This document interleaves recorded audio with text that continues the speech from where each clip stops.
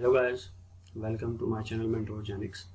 I am your mentor Syed Rahil मुज़व्विर और आज मैं एक और इंटरेस्टिंग टॉपिक के साथ आया हूँ आपकी खिदमत में जो कि प्रोटीन से रिलेटेड है। और आप सब जानते हैं कि प्रोटीन्स हमारी न्यूट्रिशन का एक बहुत इंपॉर्टेंट पार्ट है और ये कॉन्टीन्यूटी है। फर्स्ट ईयर में जो चैप्टर 2 है उसमें बायोलॉजिकल मॉलिक्यूल्स, तो हमने पहले दो टाइप्स पढ़ ली थी डिटेल से। पहली टाइप कार्बोहाइड्रेट्स थी, दूसरी लिपिड्स थी और अब प्रोटीन्स। सो जो प्रोटीन्स के टॉपिक्स हैं इसको मैं टोटल 2 लेक्चर्स के अंदर डिवाइड किया है ताकि एक लेक्चर बहुत लेंथी ना बन जाए। तो ये 2 लेक्चर्स बनेंगे लेकिन बहुत ज़्यादा लेंथी नहीं होंगे। सो प्रोटीन्स आपको पता है कि फूड में मौजूद हैं हर जगह, जैसे आप इसमें पिक्चर में भी देख सकते हैं। तो डिफरेंट सोर्सेज हैं, स्पेशली मीट है, नट्स हैं, फिश है, ये प्रोटीन का सोर्स है।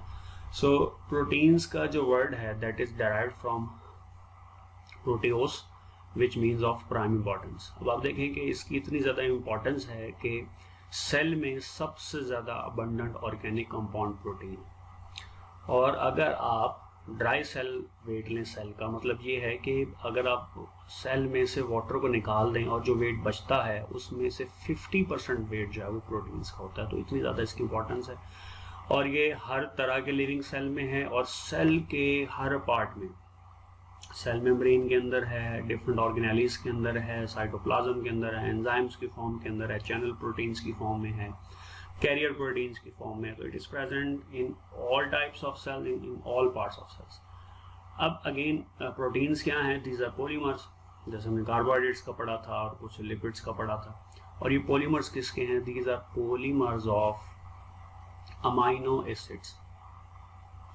सो ये सिंगल रिपीटिंग यूनिट है और ये कंबाइन करके एक पॉलीमर बनाता है जिसको प्रोटीन कहते हैं। ज़ाहिर है जो प्रोटीन्स हैं वो सारी प्रोटीन्स के अंदर एक जितने नंबर ऑफ अमाइनो एसिड्स नहीं, किसी में कम है, किसी में ज़्यादा हैं, किसी में 100 से कम है, किसी में 1000 से भी ज़्यादा हो सकते हैं। सो जो अमाइनो एसिड्स हैं वो वेरी करते हैं, चंद अमाइनो एसिड यानी फ्यू अमाइनो एसिड से लेके इवन 3000 या उससे ज़्यादा भी कुछ प्रोटीन्स हैं जिसके अंदर अमाइनो एसिड्स मौजूद हो सकते हैं। So now what is amino acid? Amino acid में जी कार्बन है, नाइट्रोजन है, ऑक्सीजन है, हाइड्रोजन है। जैसे कि आप इस डायग्राम में देख सकते हैं, कार्बन है, हाइड्रोजन है, नाइट्रोजन है, ऑक्सीजन है। और इसको अमाइनो एसिड क्यों बोलते हैं? बिकॉज अगर आप इसके स्ट्रक्चर को देखें तो एक तरफ इसके अमाइनो ग्रुप है NH2, दूसरी तरफ इसके कार्बोक्सिल ग्रुप है। तो अमाइन ग्रुप से अमाइनो और कार्बोक्सिलिक ग्रुप की वजह से चूंकि एसिडिक नेचर, एसिडिक पार्ट भी इसके अंदर मौजूद है, इसलिए इसको अमाइनो एसिड कहते हैं। और एक तरफ इसके हाइड्रोजन है और चौथी तरफ यानी हाइड्रोजन के ऑपोजिट आप कह सकते हैं R ग्रुप है या इसको साइड चेन बोलते हैं। और ये सब किसके साथ अटैच है? अल्फा कार्बन के साथ। अब एक अमाइनो एसिड में 3 चीजें कांस्टेंट रहती हैं, amino group, hydrogen, carboxyl group. यानी कि जितने भी टाइप्स के आप अमाइनो एसिड्स पढ़ेंगे उनका स्ट्रक्चर देखेंगे तो हर अमाइनो एसिड में अमाइनो ग्रुप भी होगा, कार्बोक्सिल ग्रुप भी होगा, हाइड्रोजन भी होगा, लेकिन जो चीज़ वेरी करेगी वो है साइड चेन R ग्रुप। अब ये R ग्रुप पॉजिटिवली चार्ज हो सकता है, ये नेगेटिवली चार्ज हो सकता है, ये नॉन पोलर हो सकता है, इसमें हाइड्रोफोबिक कंपाउंड्स हो सकते हैं। सो ये डिपेंड करता है। और अमाइनो एसिड्स की जितनी डिफरेंट टाइप्स बनती हैं वो एक्चुअली इस R ग्रुप के चेंज होने से बनती है। तो अब तक टोटल 170 टाइप्स के अमाइनो एसिड्स डिस्कवर हो चुके हैं डिफरेंट टाइप्स के सेल्स में, लिविंग वर्ल्ड में। 25 ऐसे हैं जो कि प्रोटीन्स को बनाने में पार्ट लेते हैं और ज़्यादातर जो प्रोटीन्स हैं वो 20 टाइप्स के अमाइनो एसिड से मिलकर बनती हैं। ऐसे होता है कि जो 20 टाइप्स के अमाइनो एसिड्स हैं इनको बनाने की इंफॉर्मेशन तो हमारे DNA में कोडेड है, लेकिन अगर 20 से ज़्यादा कुछ जो, जैसे हम 25 अमाइनो एसिड्स की बात करें तो कुछ अमाइनो एसिड ऐसे हैं जिनको बनाने की इंफॉर्मेशन DNA में कोड नहीं होती, वो एक्चुअली मेटाबॉलिक पाथवेज में बनते हैं। ये हम पढ़ेंगे सेकेंड ईयर में, कुछ टॉपिक्स एक टॉपिक में जाके पढ़ेंगे। और अमाइनो एसिड्स को एक्चुअली 2 पार्ट्स में डिवाइड किया जाता है, essential amino acids, non essential amino acids. 10 essential amino acids होते हैं और 10 नॉन एसेंशियल अमाइनो एसिड्स होते हैं। जो नॉन एसेंशियल अमाइनो एसिड्स हैं वो हमारी बॉडी उनको बना लेती है, जो भी हम फूड वगैरह खाते हैं। 10 अमाइनो एसिड्स ऐसे होते हैं जो कि एसेंशियल हैं, जो हमारी बॉडी नहीं बना सकती, उसे आपको फूड से टेक इन करना पड़ता है। सो जैसे मैं बात कर रहे थे कि R चेंजेबल है, तो R ग्लाइसिन भी हो सकता है और R एलानिन भी हो सकता है। जो ग्लाइसिन है it is the simplest amino acid, आप कह सकते हैं कि it is the smallest amino acid, it is the lightest amino acid, यानी कि सबसे सिंपल है। इसको भी देखते हैं ग्लाइसिन का स्ट्रक्चर क्या है। और अगेन वैरायटी जो है वो आर ग्रुप की वजह से। अब पेप्टाइड बॉन्ड फॉर्मेशन, अब जितने भी अमाइनो एसिड्स हैं they combine with each other with the help of peptide bond. Now what is peptide bond? Peptide bond is a type of covalent bond that is present between two successive amino acids. यानी कि दो आगे पीछे जो amino acids होंगे उनके दरमियान peptide bond बन सकता है। ये नहीं हो सकता कि एक अमाइनो एसिड है और चेन का 10वां अमाइनो एसिड है उसके दरमियान पेप्टाइड बॉन्ड बन जाए, ऐसा नहीं होता। ये एक अमाइनो एसिड है, आप देख लें, ये दूसरा अमाइनो एसिड है। अब देखिए एक अमाइनो एसिड का ये कार्बोक्सिल ग्रुप है, दूसरे अमाइनो एसिड का ये अमाइन ग्रुप है। कार्बोक्सिलिक जो ग्रुप है उसका हाइड्रोक्सिल ग्रुप है और अमाइनो ग्रुप का हाइड्रोजन ग्रुप है, दोनों आपस में कंबाइन होंगे। तो यहाँ पे कौन सा रिएक्शन होगा? डिहाइड्रेशन सिंथेसिस या कंडेंसेशन, यानी कि वाटर रिमूव होगा और ये चीज सिंथेसाइज हो जाएगी, तो वाटर निकल जाएगा। तो अब देखें कि ये अब एक बन गया डाइपेप्टाइड। अब इस डाइपेप्टाइड के एक तरफ अमाइनो टर्मिनस है, दूसरी तरफ कार्बोक्सी टर्मिनस है। इसको एन टर्मिनल बोलते हैं, इसको सी टर्मिनल बोलते हैं। यानी ये दोनों टर्मिनल्स इंडिपेंडेंट हैं, आज़ाद हैं। मजीद इनके अंदर अमाइनो एसिड्स ऐड होते रहे और जितने मर्जी अमाइनो एसिड्स आप ऐड कर लो। सो अब ये बन गया जी पेप्टाइड ग्रुप, या इसको पेप्टाइड लिंक बोलते हैं।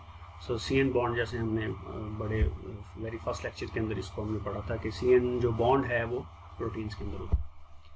सो इस तरीके से पेप्टाइड बॉन्ड फॉर्मेशन को भी हम देखते हैं कि डाइपेप्टाइड, मजीद इसको एलाबोरेट करते हैं कि डाइपेप्टाइड कैसे बनता है। अच्छा, डाइपेप्टाइड से मुराद दो पेप्टाइड बॉन्ड्स नहीं है, डाइपेप्टाइड से मुराद है दो अमाइनो एसिड्स। तो दो अमाइनो एसिड्स के दरमियान एक ही पेप्टाइड बॉन्ड होगा। यहाँ पे फॉर्मूला लगाना है N-1।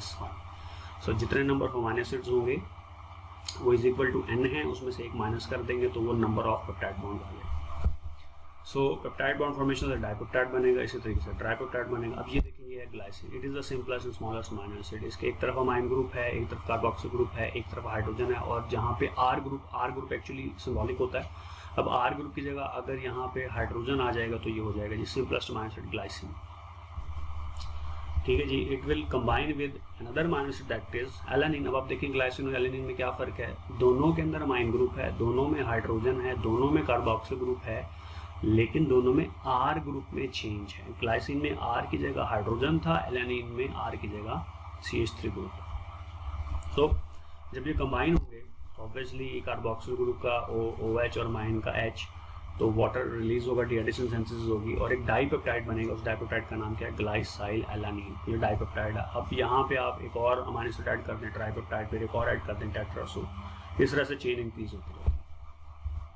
सो दो तरह की क्लासिफिकेशन, एक स्ट्रक्चरल क्लासिफिकेशन, एक फंक्शनल क्लासिफिकेशन है। तो हम पहले फंक्शनल क्लासिफिकेशन देखते हैं कि प्रोटीन्स कहाँ पे सेल के अंदर रोल प्ले करती है। तो सबसे पहला है जी कि ये स्ट्रक्चर बिल्डिंग ऑफ सेल में, जैसे कि पहला पॉइंट है इसमें सेल मेम्ब्रेन बनाती है। आप देख सकते हैं कि ये डिफरेंट प्रोटीन्स हैं, इन प्रोटीन्स के बगैर सेल मेम्ब्रेन अपना फंक्शन परफॉर्म नहीं कर सकती। चैप्टर 4 में इंशाल्लाह हम डिटेल में पढ़ेंगे इन प्रोटीन्स का क्या फंक्शन है। प्रोटीन्स जो सेल मेम्ब्रेन में, उसकी कोई टाइप्स होती हैं, कोई चैनल प्रोटीन्स होती हैं, कोई कैरियर प्रोटीन्स होती हैं। उसके बाद है जी ऑर्गेनेलिज, जैसे कि राइबोसोम्स के अंदर है। अब ये देखिए, ये राइबोसोम प्रोटीन सिंथेसिस में रोल प्ले करता है, बनाता भी प्रोटीन है और इसके अंदर खुद भी प्रोटीन होती है। यानी 50-50% इसके अंदर प्रोटीन है, यानी 50% RNA है, 50% ऑलमोस्ट इसमें प्रोटीन्स होती हैं। इसके अलावा ऑर्गेनेलिज जो हैं, डिफरेंट ऑर्गेनेलिज, जैसे कि माइटोकॉन्ड्रिया है, गोल्जी अपरेटस है, लाइसोसोम्स है, इन सब के अंदर इनकी जो मेम्ब्रेन्स हैं ऑब्वियसली लिपिड बाइलेयर है, लेकिन इनके साथ प्रोटीन्स भी होती हैं, तो उसके अंदर भी प्रोटीन्स मौजूद होती हैं। इन ऑर्गेनेलिज की मेम्ब्रेन्स प्रोटीन्स के बगैर नहीं बन सकती, क्योंकि इस तरह इनका फंक्शन कंप्लीट नहीं होगा। फिर proteins are enzymes. So what are enzymes? Enzymes are actually proteins और molecules that perform metabolism, that carry on metabolism. तो आप देख सकते हैं कि एंजाइम है, इसकी एक्टिव साइट है, हम चैप्टर 3 में पढ़ेंगे। हर एंजाइम की एक स्पेसिफिक साइट होती है जो कि रिएक्शन के अंदर इन्वॉल्व होती है, एक्टिव साइट बोलते हैं। उसके साथ ये सबस्ट्रेट कंबाइन हुआ, एंजाइम सबस्ट्रेट कॉम्प्लेक्स बना। अब एंजाइम का क्या काम है कि उसने सबस्ट्रेट को प्रोडक्ट में कन्वर्ट कर देना, तो इस तरह से दो डिफरेंट प्रोडक्ट्स के अंदर ये चेंज हो जाएगा। तो जितनी भी मोस्टली जो एंजाइम्स हैं they are protein in nature, और एंजाइम्स के बगैर मेटाबॉलिज्म नहीं चल सकता। इसके अलावा enzyme proteins are in the form of hormones. सारे हार्मोन्स प्रोटीन्स भी होते हैं, लेकिन काफ़ी बड़ी क्लास है जो कि प्रोटीन है, जैसे कि इंसुलिन है, ग्लूकागॉन। अब आपने इंसुलिन को सुना ही होगा कि बहुत सारे लोग जो डायबिटिक होते हैं वो खाना खाने से पहले इंजेक्शन लगाते हैं इंसुलिन का, ताकि शुगर के लेवल को कम कर सके। तो एक्चुअली इंसुलिन क्या, that is a protein.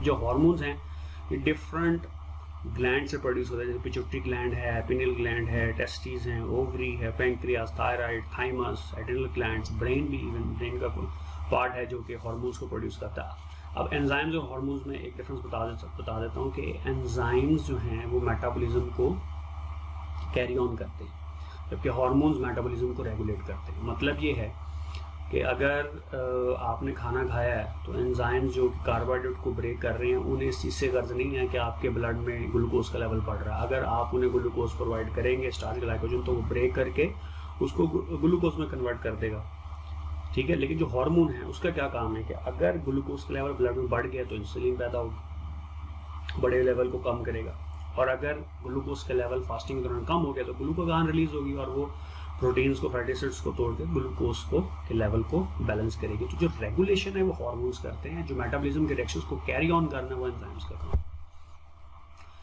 Proteins are involved in transportation, जैसे हीमोग्लोबिन है, ये ऑक्सीजन को कैरी करती है पूरी बॉडी के अंदर। ऑक्सीजन जो हम इनहेल करते हैं वो लंग्स में जाके ऑक्सीजन बाइंड होती है आरबीसीज में जाके हीमोग्लोबिन के साथ, हीमोग्लोबिन फिर इसको लेके जाती है और हर एक सेल के अंदर इसको प्रोवाइड करती है, ठीक है। जिसमें हीम ग्रुप है, अगले लेक्चर में इसको हम ज़रा डिटेल से पढ़ेंगे। हीमोग्लोबिन में 4 चेन्स होती हैं, हर चेन के साथ एक हीम ग्रुप होता है, तो 4 हीम ग्रुप हो गए। अच्छा, डाइजेशन वाले टॉपिक में हम इंशाल्लाह चैप्टर 12 में स्टडी करेंगे कि जो आप फूड खाते हो, जो फैटी एसिड्स हैं ज़्यादातर, वो ब्लड के अंदर एब्जॉर्ब नहीं होते इंटेस्टाइन में, वो लिम्फेटिक सिस्टम में एब्जॉर्ब होते हैं और वहाँ पर जाके वो प्रोटीन्स के साथ कंबाइन होते हैं। इस कम्बिनेशन को बोलते हैं काइलोमाइक्रॉन्स। अगर ये प्रोटीन्स ना हो तो बहुत सारे एसेंशियल फैटी एसिड्स हैं वो हमारे ब्लड के अंदर आ ही ना सकें। तो ये काइलोमाइक्रॉन्स क्या करते हैं कि लिम्फेटिक सिस्टम से इन एसेंशियल फैटी एसिड्स को ट्रांसपोर्ट करवाते हैं ब्लड के अंदर।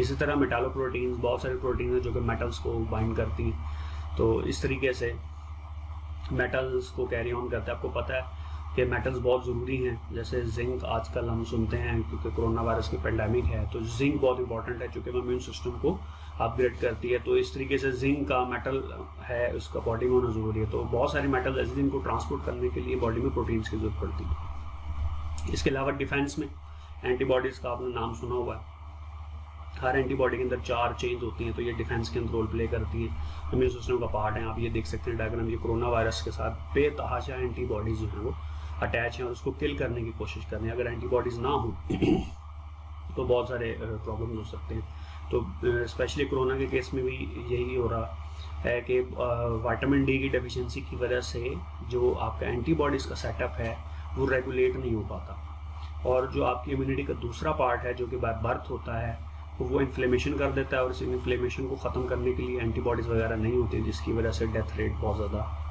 हो रहा है कोरोना वायरस की वजह से। फिर प्रोटेक्शन में रोल है ब्लड क्लॉटिंग फैक्टर्स। आप देखें बहुत दफ़ा चोट लगती है, ब्लीडिंग होती है, थोड़े बाद रुक जाती है। तो ये ब्लीडिंग क्यों रुकती है? ये एक्चुअली स्पेशल प्रोटीन्स की वजह से होती है जिनको बोलते हैं ब्लड क्लॉटिंग फैक्टर्स। उनकी नंबरिंग होती है 5, 8 रोमन न्यूमेरल्स के अंदर इनको इंडिकेट किया जाता है। और जो लोग जिनमें ब्लड क्लॉटिंग फैक्टर्स नहीं बनता बाय बर्थ, उनके प्रॉब्लम होते हैं, ठीक है। और हीमोफीलिया तरह की बहुत खौफनाक डिजीज उन्हें हो जाती है, कट लगता है, ब्लीडिंग स्टार्ट होती है, ब्लीडिंग नहीं होती। तो आप ये देखेंगे इसमें प्रोटीन्स का रोल है। फिर मूवमेंट, ऑर्गन्स, आपका बाजू मूव कर रहा है, हाथ मूव कर रहा है, नेक मूव कर रही है, ठीक है। तो इसके अंदर प्रोटीन इन्वॉल्व होती है, एक्टिन एंड मायोसिन, डिटेल हम पढ़ेंगे सेकेंड ईयर के अंदर।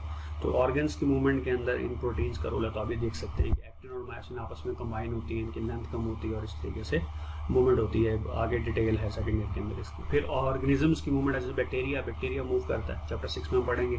फ्लैजेला की मदद से मूव करता है, तो उसके फ्लैजेला में जो प्रोटीन होती है उसको फ्लैजेलिन बोलते हैं। इंसान एक ऑर्गेनिज्म है, जब ये मूव करता है एक जगह से दूसरी जगह जाता है तो उसके अंदर एक्टिन और मायोसिन इन्वॉल्व होती है, तो ये फ्लैजेलिन है। फिर क्रोमोसोम्स हैं, सेकेंड ईयर में डिटेल में पढ़ेंगे। आपने मैट्रिक में पढ़ा होगा कि जब क्रोमोसोम्स कंबाइन करते हैं ऐसे और फिर उसके बाद वो सेपरेट होते हैं तो इनकी सेपरेशन के अंदर फाइबर्स इन्वॉल्व होते हैं जिन्हें बोलते हैं स्पिंडल फाइबर्स। वो स्पिंडल फाइबर्स एक्चुअली बने होते हैं ट्यूबुलिन प्रोटीन्स, तो इसके अंदर इसका बहुत इंपॉर्टेंट रोल है। फिर है जी कुछ इंटरेस्टिंग इन्फॉर्मेशन के हमारी बॉडी में 10,000 से ज़्यादा डिफरेंट टाइप्स की प्रोटीन्स है और ज़्यादातर प्रोटीन्स की जो लाइफ है वो एक या 2 दिन। हमारी बॉडी में जो सबसे बड़ी प्रोटीन है वो टाइटिन है और अप्रॉक्सीमेटली 27,000 अमाइनो एसिड्स के अंदर होते हैं। और प्रोटीन्स को आप प्यूरिफाई कर सकते हो क्रोमेटोग्राफी की मदद से, जो कि आप फर्स्ट में प्रैक्टिकल्स करोगे। और अगर प्रोटीन्स की मिक्स फोल्डिंग हो जाए, देखिए प्रोटीन की फोल्डिंग बहुत ज़रूरी है, आगे हम अगले टॉपिक में पढ़ेंगे कि फोल्डिंग से क्या मुराद है। अगर ये प्रॉपर फोल्ड ना हो तो उसकी वजह से बहुत सारी डिजीज़ हो सकती है, जिन डिजीज़ के नाम है अल्जाइमर ब्रेन की डिजीज़ है, पार्किंसन ब्रेन से रिलेटेड है, हंटिंगटन डिजीज़ है, और ये क्रुटफेल्ड-जैकब डिजीज़, ये सारी प्रोटीन्स की मिस फोल्डिंग की वजह से होती है। पास्ट पेपर के हवाले से देखें तो ये क्वेश्चंस हैं जो कि पास्ट पेपर्स में आ चुके हैं इस टॉपिक से रिलेटेड, और 3 क्वेश्चंस हैं, उनको आप ज़रूर सर्च करें कि डिफरेंस क्या है प्रोटीन और पॉलीपेप्टाइड। दूसरा, how many water molecules are required by proteases hydrolysis, यानी such enzyme that break proteins are known as proteases to break a protein having 269 amino acids. तीसरा है जी, what are the differences between enzymes and hormones. एक difference मैंने बता दिया, इसके अलावा आपने सर्च करने कोई क्वेश्चन है तो ज़रूर पूछें और मेरे चैनल को ज़रूर सब्सक्राइब करें, और क्योंकि इससे आपको मज़ीद अच्छी इंफॉर्मेटिव वीडियोस मिलती रहेंगी। और इस वीडियो को लाइक करें, शेयर करें, उस पर कमेंट ज़रूर करें। Thank you very much, see you in the next lecture.